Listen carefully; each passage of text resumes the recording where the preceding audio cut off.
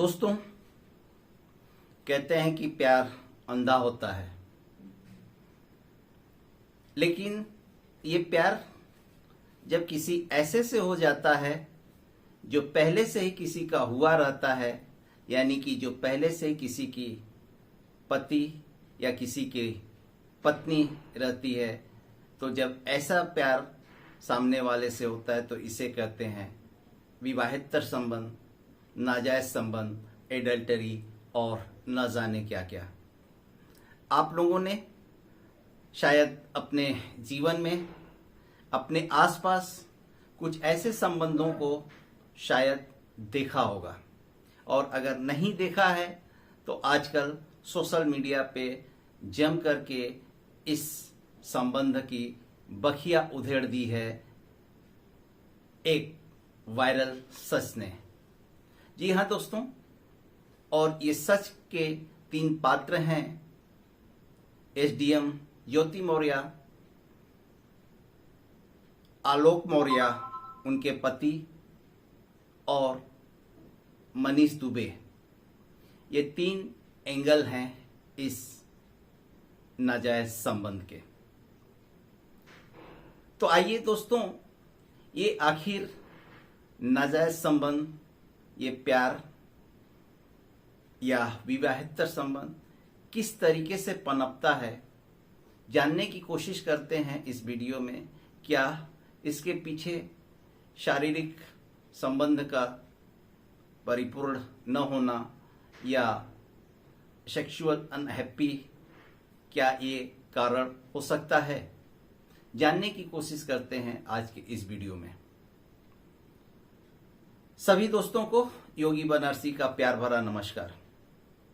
दोस्तों, सन 1990 में महेश भट्ट की एक फिल्म आई थी आवारगी। आवारगी के 3 मुख्य पात्र थे, अनिल कपूर, मीनाक्षी शेषाद्री और गोविंदा। होता यह है कि इस फिल्म में मैं आपको थोड़ा सा हिंट दे दूं, क्लू दे दूं, इस थोड़ी सी इस फिल्म की कहानी बता दूं, तो शायद आज की जो ये घटना हो रही इसको समझने में आपको थोड़ी आसानी होगी। इस फिल्म में होता यह है कि अनिल कपूर एक टपोरी, एक गुंडा, एक मवाली की भूमिका में रहते हैं, जो अपने बॉस के लिए काम करते हैं। मार पीट, खून खराबा, ये सब उनके बाएं हाथ का खेल होता है। तो ऐसे गुंडे और मवाली का आना जाना हमेशा होता रहता है कोठे पर वेश्यालय में। और जब वो एक बार किसी वेश्यालय में जाते हैं तो वहां पे टकरा जाती हैं इनसे मीनाक्षी शेषाद्री, जो कि गायिका बनना चाहती थी, लेकिन न जाने किन मजबूरियों में या कैसे पहुंच जाती हैं कोठे पे, वेश्यालय पे। और अनिल कपूर उसकी इच्छा को जान जाते हैं कि ये गायिका बनना चाहती हैं, और अनिल कपूर उससे प्रेम करने लगते हैं, और इसलिए वो अपना सारा जी जान लगा देते हैं मीनाक्षी शेषाद्री को वेश्यालय से, कोठे से बाहर निकालने के लिए। और आप लोग अगर जानते होंगे तो एक बार जब भी कोई वेश्यालय या कोठे पे चली जाती है कोई भी युवती या कोई भी बेटी बहन, तो उसको वहां से निकालना इतना आसान नहीं होता है। लेकिन अनिल कपूर पूरा का पूरा प्रयास करते हैं और पूरा जोर लगा देते हैं, बहुत मार पीट, खून खराबा होता है, लेकिन अंततः वो सफल हो जाते हैं मीनाक्षी शेषाद्री को कोठे से निकालने के लिए। और उसके बाद पूरा प्रयास लगा देते हैं, पूरा जोर लगा देते हैं कि वो एक सफल गायिका बन जाए। और इस क्रम में उनकी मुलाकात होती है गोविंदा से। गोविंदा जो कि एक मशहूर गायक होते हैं इस फिल्म में, और वो पूरा सहयोग करते हैं उनको आगे बढ़ाने के लिए, उनको गायिका बनाने के लिए। और होता क्या है कि अनिल कपूर तो प्यार करते ही थे मीनाक्षी शेषाद्री से, लेकिन मीनाक्षी शेषाद्री को प्यार हो जाता है गोविंदा से जब वो सफल हो जाती हैं, जी हाँ दोस्तों, जब वो सफल गायिका बन जाती हैं और यहीं पे एक त्रिकोणीय संघर्ष, प्यार का संघर्ष आता है। लेकिन अब चूंकि फिल्म है और अनिल कपूर गुंडा मवाली हैं, तो उनकी मौत हो जाती है और गोविंदा और मीनाक्षी शेषाद्री एक हो जाते हैं। शायद कुछ ऐसी ही कहानी चल रही है एसडीएम मौर्य जी, आलोक मौर्य उनके पति और मनीष दुबे के बीच, क्योंकि आलोक मौर्य ने जो एक क्लेम किया हुआ है कि उन्होंने सारा कुछ झोंक दिया था उनको एसडीएम बनाने के लिए, लेकिन जब वो सफल हो गई तो अब वो उनको छोड़ना चाहती हैं। तो दोस्तों, ये फिल्म की कहानी और ये कहानी मुझे कुछ थोड़ी थोड़ी मिलती सी लग रही है, लेकिन आइए जानने की कोशिश करते हैं, जैसा कि मेरा टाइटल है इस वीडियो का, कि क्या शारीरिक संबंध एक बहुत बड़ा कारण है उनके इस अलगाव की वजह का। जानने की कोशिश करते हैं इस वीडियो में, लेकिन उससे पहले आइए वो तमाम क्लिप देखते हैं जो आजकल की सोशल मीडिया में छाए हुए हैं, चल रहे हैं, एक दूसरे पे आरोप प्रत्यारोप का। सर 2009 में सर पंचायती राज विभाग में सेलेक्ट हुआ प्रतापगढ़ में सर। उसके बाद सर 2010 में मेरी शादी चिरई गांव निवासी ज्योति मौर्य से हुई सर। बहुत धूमधाम से शादी हमारी हुई, बहुत अच्छा हम लोग परिवार चल रहा था। ज्योति मौर्य सर वो पढ़ना चाहती थी सर, मैं उनको लेके इलाहाबाद चला आया। उनको सर मैंने पढ़ाया, पैसे उधार लेके, कैसे मैं छोटा कर्मचारी था, मेरे पास इतने पैसे थे, मेरे पिताजी पैसे दिए, मैंने उनको पढ़ाया लिखाया। वो 2016 में सर 2016 में पीसीएस अधिकारी बन गई, एसडीएम पद पे चयन हुआ सर उनका। उनकी 16वीं रैंक भी आई, महिलाओं में टॉप किया, उन्होंने तीसरा रैंक पाया। बहुत खुशी का माहौल था सर, मेरे पूरे गांव में जश्न था और हम लोगों को गांव में बहुत अच्छा स्वागत हुआ। सब लोगों ने कहा एक बहू जो है एसडीएम बनी। उन्होंने अपने बाइट में भी कहा कि आज मैं जो सफल हुई हूँ और उसका श्रेय मेरे पति आलोक कुमार मौर्य और मेरे ससुर राम मुरारी मौर्य का है। लेकिन सर आज परिस्थिति ऐसा बन गई कि वही ससुर और वही पति राम मुरारी मौर्य दहेज उत्पीड़न का मामला सर झेल रहे हैं सर हम। और सर यहाँ तक कि मेरी पत्नी सर मेरी जान लेना चाहती हैं, मुझे सर फोन करके कही है कि ये जांच सब रुकवा दो, नहीं तो तुम्हारी जान चली जाएगी सर। उसके पीछे सर उनका भाई सचिन मौर्य मेरे पीछे लगा हुआ, मेरे घर के आगे पीछे रहता है, बंदूक लेके घूम रहा है। और सर एक मनीष दुबे सर कमांडेंट है, उन्हीं के साथ उनका अवैध संबंध है। मैंने सर उनको 22 फरवरी को रंगे हाथ अपने आवास पे पकड़ लिया था और मैंने कहा मेरी सर 9 साल की बेटियां हैं सर और मेरी बेटियों से मिलने नहीं दिया जा रहा है सर।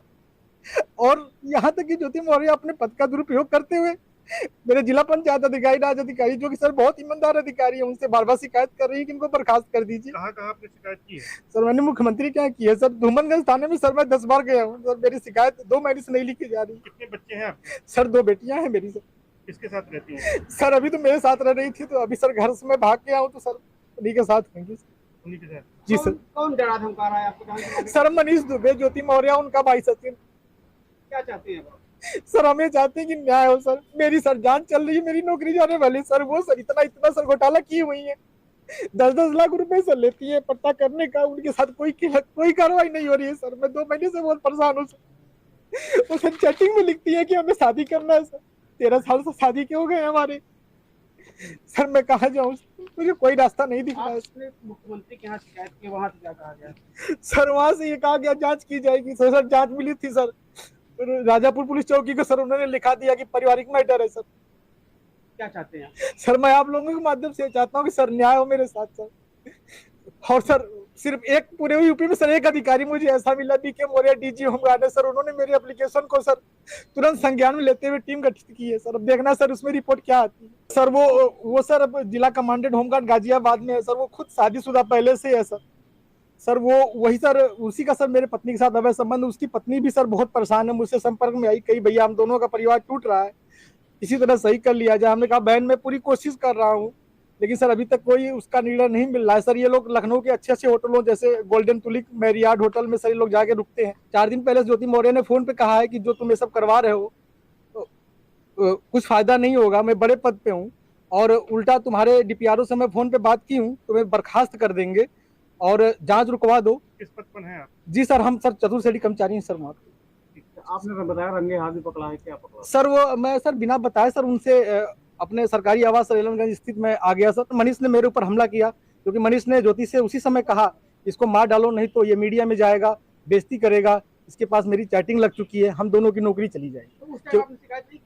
सर मैं शिकायत किया था सर, महिला थाना में मैंने किया था इसकी शिकायत, महिला थाना में बुलाया गया, बल्कि महिला थाना ने मेरी पूरी जो मैंने सर उस समय तत्कालीन मैंने वीडियो फोटो भी खींच लिया था उन लोगों को अवैध संबंध बनाते हुए। कब मिलने आता है, कब कहाँ जाता है, सब पता है, लेकिन बस चलो हम आपको तलाक दे रहे हैं, हम तो कहीं रंग तलाक दे रहे हैं। कितना लेके आए थी तुम जानती हो? अच्छा, मतलब हम प्यार न करेंगे तो आदमी दूसरे से बात करने लगेगा।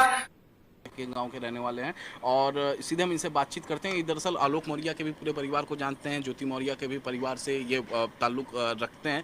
सर, जिस तरीके से ये मामला निकल कर सामने आया आलोक और ज्योति वाला, क्या कहेंगे, आपका पहला रिमार्क क्या है इस पर? ये बहुत ही दुर्भाग्यपूर्ण है। दुर्भाग्यपूर्ण इस संदर्भ में कि वो हमारे गांव में बहू बन कर के आई और एक ऐसे परिवार में आई जो शिक्षित परिवार था, सारे लोग पढ़ने लिखने वाले थे। उनके न केवल ये आलोक मौर्य बल्कि उनके चचेरे भाई लोग भी अच्छे अच्छे जगहों पर हैं पढ़ लिख करके, और हम डीएवी कॉलेज में थे, यहीं पर वो पढ़ते थे। उनके भाई वगैरह रिश्ता मतलब चचेरे भाई वगैरह जो थे। हमारा जो सबसे बड़ा यह है कि इतने महत्वपूर्ण पद पर पहुंच करके और इस तरह का स्टेप उठा लेना, ये बहुत दुर्भाग्य। तो ये जाते होते रहते थे, एक जो और उसी में शादी हुई। शादी होने के बाद वो यहाँ आई, यहाँ इन लोगों ने उसको पढ़ना चाहती थी, तेज थी पढ़ने में, पढ़ाया लिखाया, उसके लिए सारे त्याग। अच्छा ये बताइए, हमारे एक सवाल समझ में नहीं आता, 10 साल तक पता नहीं चला कि मतलब झूठ बोल करके शादी की गई थी, और 10 साल तक निर्वहन किया जा सकता, तो आगे क्यों नहीं निर्वहन किया जा सकता था?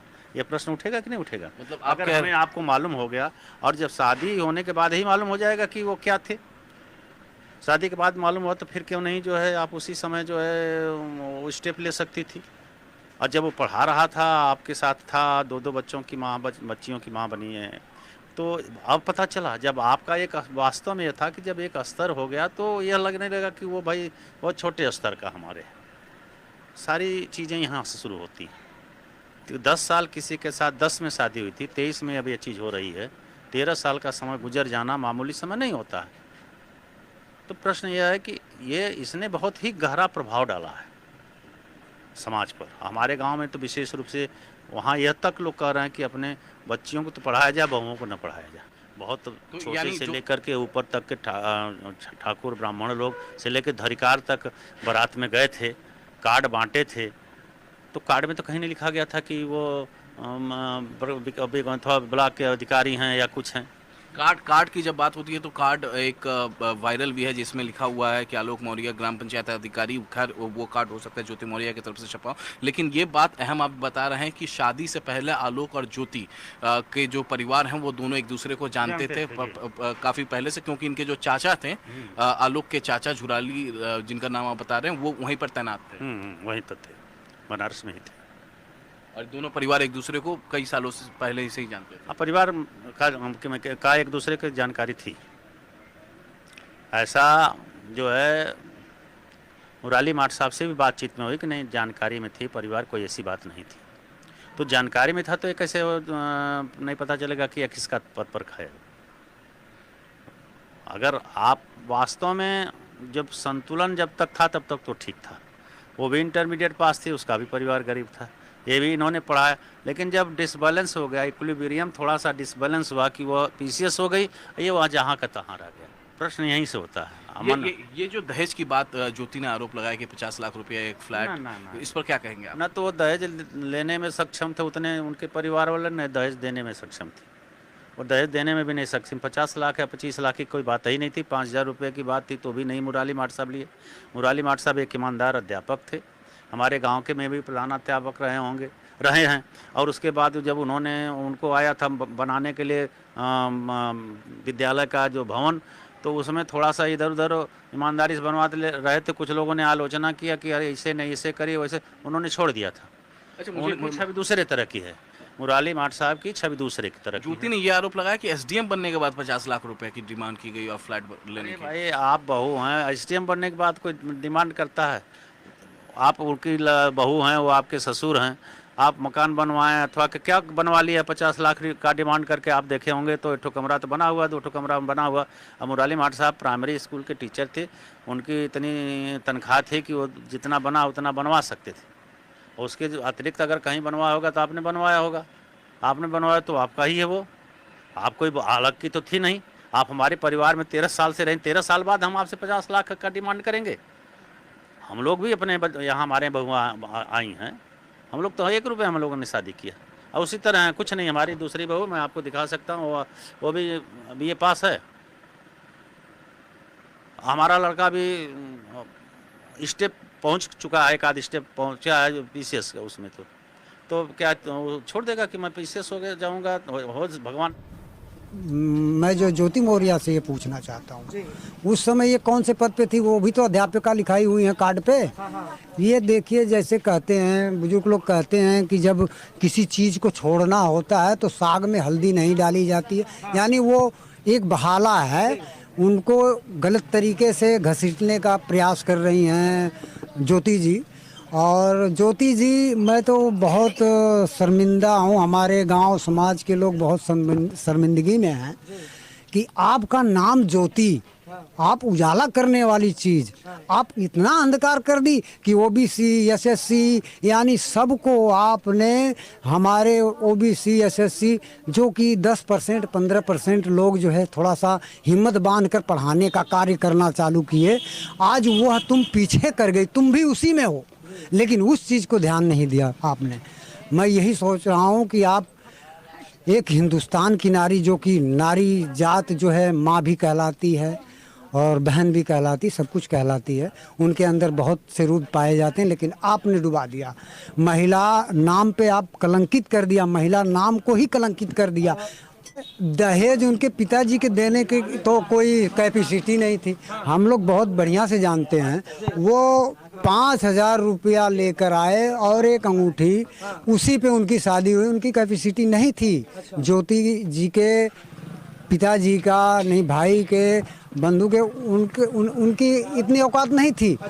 ये तो भरे पूरे हुए हैं, पहले से ही ये मजबूत हैं, उन्होंने नहीं कुछ मांगा, वो भी वापस कर रहे थे।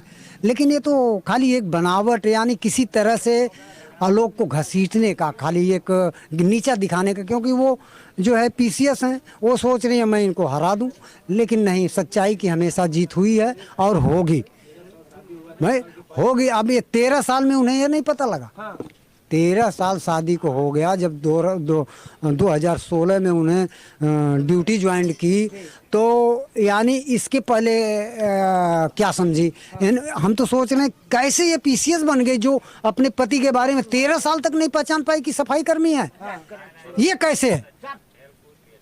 ये सोचने वाली बात है, बहुत महत्वपूर्ण बात है ये, कि वह 13 साल में PCS बन गई, ठीक, लेकिन PCS कैसे बनाया गया? हमारे उच्च अधिकारी कब की भविष्य को डुबा रही हैं, अपना तो डुबा रही हैं, लेकिन ये सबको जलील कर रही हैं, यानी हमारे समाज को एकदम घसीट दिए हैं।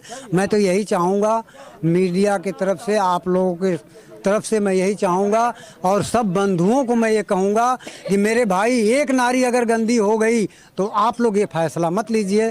मेरी बहनों और मेरे जो भी लगती हैं, बेटियां लगती हों, मैं यही कहूँगा कि आप लोग दिल लगा के पढ़ो, और उस आदमी को भी कहूँगा जो उनके पढ़ाने वाले लोग हैं, उन्हें भी मैं रिक्वेस्ट करूँगा कि वो पढ़ाई न छोड़ाएं। एक गंदा हो गया तो हमारा समाज पूरा गंदा नहीं है, ये चीज़ को ध्यान दीजिए। हमें न्याय चाहिए। अब मैं तो ये कहूँगा, सरकार से गुहार लगाऊंगा और दरखास्त करूँगा और रिक्वेस्ट भी करूँगा कि इनको बिल्कुल ये पद से ही एकदम ख़त्म कर दिया जाए, कि हमारे समाज से ये एक इतिहास बने कि ऐसे लोगों को हमारे समाज में रहने की आवश्यकता नहीं है।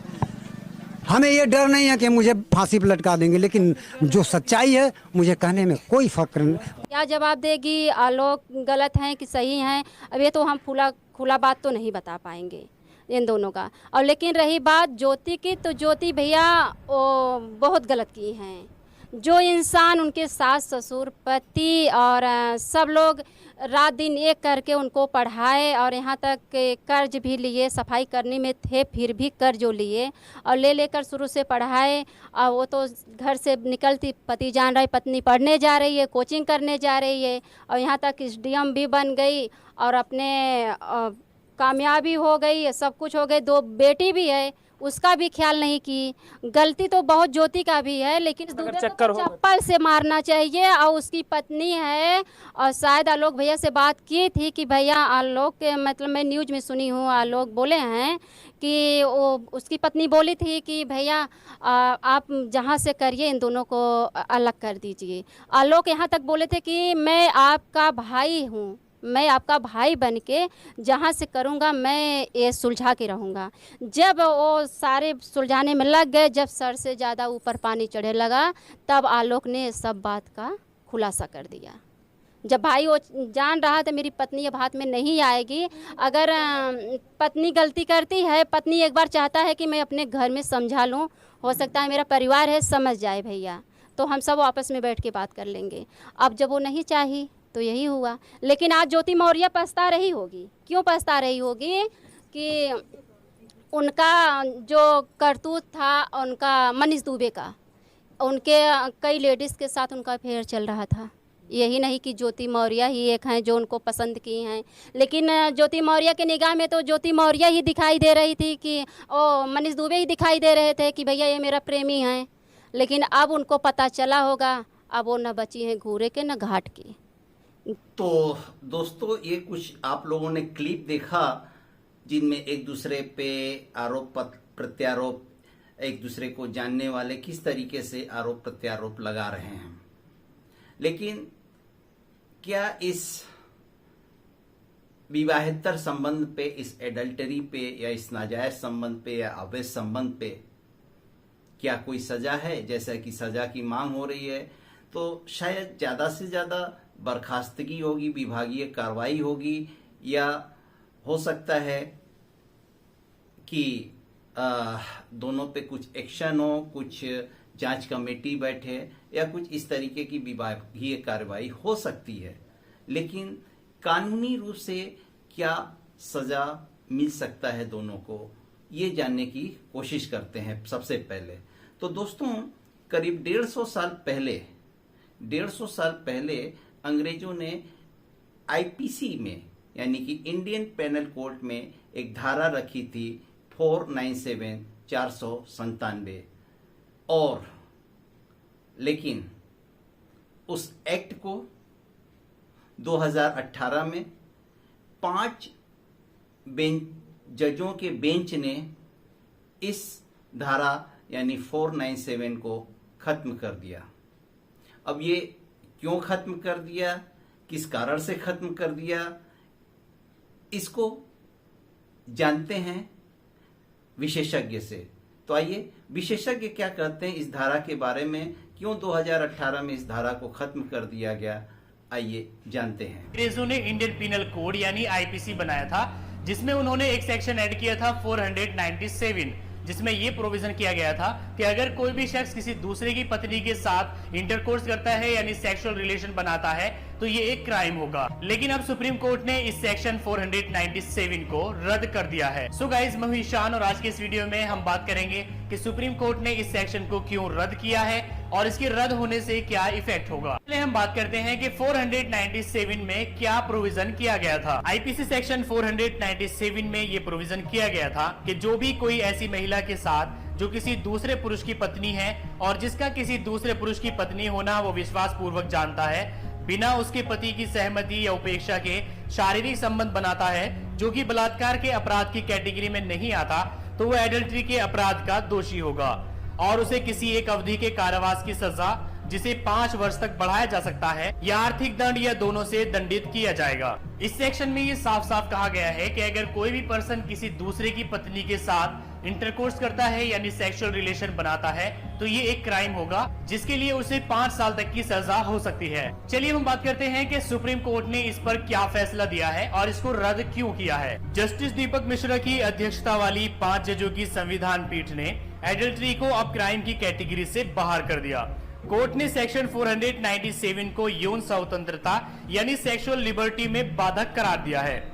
सीआरपीसी सेक्शन 198 सब सेक्शन 2 में धारा 497 के तहत विक्टिम शख्स यानी पति या गार्जियन को शिकायत करने का अधिकार दिया गया था, तो कोर्ट ने इसे भी रद्द कर दिया है। यहाँ पर आपको एक बात और समझ लेनी चाहिए कि आईपीसी सेक्शन 497 में सिर्फ मेल पर्सन के लिए ही सजा का प्रोविजन किया गया था, फीमेल के लिए इसमें किसी सजा का प्रोविजन नहीं किया गया था। सुप्रीम कोर्ट ने ये फैसला देते समय काफी बातें कही, जिसमें से एक बात सुप्रीम कोर्ट ने ये कही कि मेल और फीमेल दोनों बराबर होते हैं, इसलिए सिर्फ मेल को सजा दिया जाना ये न्याय के खिलाफ है। एक बात सुप्रीम कोर्ट ने ये कही कि आईपीसी सेक्शन 497 ये सेक्सुअल लिबर्टी यानी सेक्स करने की आजादी के खिलाफ है। तो मेनली इन दो रीजंस की वजह से सुप्रीम कोर्ट ने आईपीसी सेक्शन 497 को रद्द कर दिया है। इसी के साथ ही सुप्रीम कोर्ट ने ये भी कहा कि एडल्ट्री अभी भी डाइवोर्स का एक ग्राउंड है, यानी अगर किसी का पति या पत्नी एडल्ट्री करता है तो वो इस ग्राउंड पर अभी भी डाइवोर्स ले सकता है। तो इसको अब आप यूं समझिए कि अगर आप अपनी पत्नी को किसी अदर पर्सन के साथ सेक्स करते हुए देख लेते हैं तो आप उससे सिर्फ डाइवोर्स ले सकते हैं, उनमें से आप किसी को भी सजा नहीं दिला सकते हैं, क्योंकि वो एक लीगल काम कर रहे हैं। सेक्शन 497 के रद्द होने का इफेक्ट अब ये होगा कि कोई भी पति या पत्नी जिसके साथ चाहे उसके साथ रिलेशन बना सकते हैं, इसके लिए उन्हें कोई सजा नहीं दी जाएगी। सो गाइस, आज के इस वीडियो में आपने जाना कि 497 क्या है और इसको क्यों रद्द किया गया है और इसके रद्द होने का क्या इफेक्ट होगा। तो जैसा दोस्तों आप लोगों ने सुना विशेषज्ञ के द्वारा कि ये धारा किस कारण से खत्म कर दी गई है, तो अब इसमें से इस धारा के अंतर्गत किसी को सजा का प्रावधान कुछ है ही नहीं है। ज्यादा से ज्यादा भुक्तभोगी यानी कि अगर इस केस में मान लें तो आलोक मौर्य ज्यादा से ज्यादा इस आधार पे तलाक की मांग कर सकते हैं, लेकिन वो तो तलाक की मांग कर नहीं रहे हैं, उल्टे मांग कर रही हैं तलाक की उनकी पत्नी एसडीएम ज्योति मौर्य जी। तो दोस्तों, आखिर ये नौबत यहां तक पहुंची कैसे? कैसे दोनों के संबंध बिगड़े? क्या वास्तव में पद और प्रतिष्ठा का ही है बात, या सोशल लेवल की बात है, या जैसे कि आलोक मौर्य सफाई कर्मी और उनकी पत्नी एसडीएम है, तो क्या वो कहीं कुछ वो मिसमैच हो रहा है, या वास्तव में शारीरिक संबंधों का पूरा न हो पाना भी एक बहुत बड़ा कारण है। आइए इसके बारे में जानते हैं मैरिज काउंसलर से, वो क्या बता रही हैं इस बारे में, कैसे इस तरीके के संबंध पनपते हैं और इन संबंधों को पनपने से रोकने के लिए क्या किया जा सकता है, या अगर पनप ही चुके हैं तो किस तरीके से इनको समाप्त किया जा सकता है, ये समझने की कोशिश करते हैं आगे इस वीडियो में। शादी के बाद किसी और के प्रति मन में लगाव रखना कितना सही है, या फिर शादी के बाद किसी और के प्रति मन में भावनाएं रखना, अपने पार्टनर को चीट करना कितना सही है? ये कुछ ऐसे सवाल हैं जिनका जवाब आज हम इस वीडियो में जानने की कोशिश करेंगे। सो अंत तक आप मेरे साथ इस वीडियो में बने रहें। हेलो फ्रेंड्स, मैं Sheetal Verma, career counsellor and counselling psychologist. आज हम इस वीडियो में बात करेंगे कि किसी और से प्यार या संबंध रखना शादी के बाद कितना सही है। पति पत्नी में अक्सर अनबन हो ही जाती है और आप अब धीरे धीरे परेशान होने लगते हैं। अब धीरे धीरे आपको ये लगने लगता है इस अनबन के चलते कि मेरे पति मुझे समझ नहीं पा रहे हैं या मेरी पत्नी मुझे समझ नहीं पा रही है, वे मेरी भावनाओं की कदर नहीं कर रही है, और आपको ये लगने लग जाता है कि हमारे बीच अब अंडरस्टैंडिंग नहीं रही। और फिर क्या, आपकी मैरिड लाइफ की स्टोरी में एक टर्न आने लग जाता है। कोई तीसरा व्यक्ति आपको अपने लाइफ में मिलता है और आपको लगता है अरे ये तो मुझे बहुत अच्छे से समझता है, और बस धीरे धीरे वहीं से उस तीसरे व्यक्ति की तरफ आप अट्रैक्ट होने लगते हैं, ये सोचे समझे बगैर कि आप अपने लाइफ पार्टनर को चीट कर रहे हैं। लेकिन कुछ केसेस में ऐसा भी होता है कि एक पार्टनर जो है वो अपने दूसरे लाइफ पार्टनर से सेक्सुअली सेटिस्फाई नहीं होता, उसकी जो सेक्सुअल नीड्स हैं वो अपने पति या पत्नी से सेटिस्फाई नहीं होती हैं। वजह तो बहुत सारी हो सकती हैं। वर्क प्रेशर हो सकता है, स्ट्रेस हो सकता है, या फिर कोई फिजिकल इलनेस हो सकती है, या कभी कभार दूसरे पार्टनर का ये सेक्स या उसमें इतना ज़्यादा इंटरेस्ट भी नहीं होता। बस फिर क्या होता है, खुद को एक बहाना मिल जाता है कि हमारी सेक्सुअल नीड जो हैं वो सेटिस्फाई नहीं हो रही हैं। एक्स्ट्रा मैरिटल अफेयर्स शुरू में तो बहुत अच्छे लगते हैं, लेकिन धीरे धीरे यही रिश्ता जी का जंजाल बन जाता है। लेकिन कब? जब सामने वाला तीसरा व्यक्ति आपको अपनी सही या गलत नीड के लिए ब्लैकमेल करने लग जाता है, और वह नीड पैसे से रिलेटेड भी हो सकती है या फिर सेक्सुअल सेटिस्फैक्शन भी हो सकती है। धीरे धीरे आप उस ट्रैप में, उस जाल में फंसते ही चले जाते हैं। शुरू में तो आपकी प्रॉब्लम्स आपके लाइफ पार्टनर के साथ जो कि छोटी मोटी ही रहती हैं, लेकिन अब आपकी प्रॉब्लम्स और भी बढ़ जाती हैं, क्योंकि तीसरे व्यक्ति की प्रॉब्लम्स भी आपके साथ जुड़ जाती हैं। अब प्रॉब्लम्स आपको चारों तरफ से घेर लेती हैं और आप उसमें फंसते चले जाते हैं। एक तरफ फियर है, डर है कि राज खुल ना जाए, कहीं घर वालों को पता ना लग जाए, बच्चों को या पत्नी को पता ना चल जाए, और फिर यही डर, यही रिग्रेट की फीलिंग या फिर गिल्ट की फीलिंग जो है वो एंग्जाइटी या फिर डिप्रेशन का आपको शिकार बना देती है। अब व्यक्ति हर तरफ से जाल में फंसा हुआ है। परिवार टूट जाएगा, बच्चों पर गलत असर होगा, या फिर पत्नी के साथ या पति के साथ रिश्ता पहले से और ज्यादा खराब हो जाएगा। इस ट्रैप से, इस जाल से निकलना कभी कभार बहुत ही मुश्किल हो जाता है, और लोग कभी कभी नशे तक का हो जाते हैं, और परिवार को पता ही नहीं चलता है आखिर हो क्या रहा है। प्रश्न ये आता है कि क्या शादी के बाद संबंध या प्यार सही है या फिर गलत है? अगर सही होता तो चीजें क्या इतनी खराब होती? इस प्रश्न का उत्तर आप खुद से ही पूछ कर देखें। अगर किसी का घर खराब हो रहा है, बर्बाद हो रहा है, तो क्या वो बात सही है? क्या वो काम सही है? जिस काम को करने के बाद आपके अंदर डर की फीलिंग आती है, रिग्रेट आता है, पछतावा आता है, या फिर गिल्ट की फीलिंग आती है, तो वो क्या काम वो सही है? ये प्रश्न जो है आप खुद से पूछ कर देखें कि अगर आपके अंदर ये सारी फीलिंग्स उस काम को करने के बाद आती हैं, तो क्या वो काम सही है? पति पत्नी के रिश्ते में बहुत सारी बातें होती हैं, बहुत सारी प्रॉब्लम्स होती हैं, छोटी मोटी बातें चली ही रहती हैं, लेकिन इसका ये मतलब नहीं है कि किसी तीसरे की तरफ अट्रैक्ट हो जाए। अगर कोई बात भी है तो अपने पार्टनर के साथ आप बैठें, खुलकर बात करें, उस सोल्यूशन के, उस प्रॉब्लम के ऊपर बात करें, ताकि कोई ना कोई सोल्यूशन आप निकालें। जब इस तरह से आप खुलकर अपने पार्टनर के साथ बात करेंगे तो डेफिनेटली आपको कोई ना कोई सोल्यूशन जरूर मिलेगा। लेकिन इसका ये मतलब नहीं है कि हम अपने छोटी छोटी समस्याओं को गलत फहमी का रूप दे दें और किसी तीसरे व्यक्ति की तरफ अट्रैक्ट हो जाए और रिलेशनशिप में फंस जाएं। तो दोस्तों, जैसा कि मैरिज काउंसलर ने बताया कि इसके कई कारण हो सकते हैं, उसमें से एक शारीरिक संबंध वाली बात, यानी कि सेक्सुअल अनहैप्पी वाली बात भी सामने निकल कर आती है। हो सकता है उन दोनों के बीच में भी ऐसा ही हो, क्योंकि एक की तैनाती कहीं, दूसरे की तैनाती कहीं, या कुछ वर्कलोड, बहुत से कारण हो सकते हैं ये संबंध पूरा न होने के पीछे।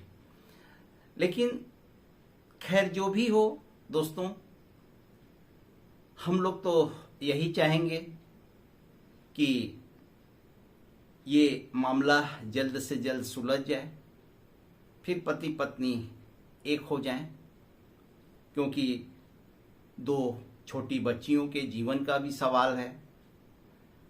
उनके भी जीवन पे असर पड़ेगा अगर कुछ ऐसा गलत होता है तो। और अगर दोनों न मिल पा रहे हों तो जो भी विक्टिम है, जो भी भुक्तभोगी है, उसको न्याय जरूर मिले। बस इसी आशा के साथ इस वीडियो को यहीं पे समाप्त करता हूं। आप लोग वीडियो में बने रहे, इसके लिए आप लोगों का बहुत बहुत धन्यवाद। फिर मिलते हैं किसी अगले वीडियो में, तब तक के लिए जय हिंद, वंदे मातरम।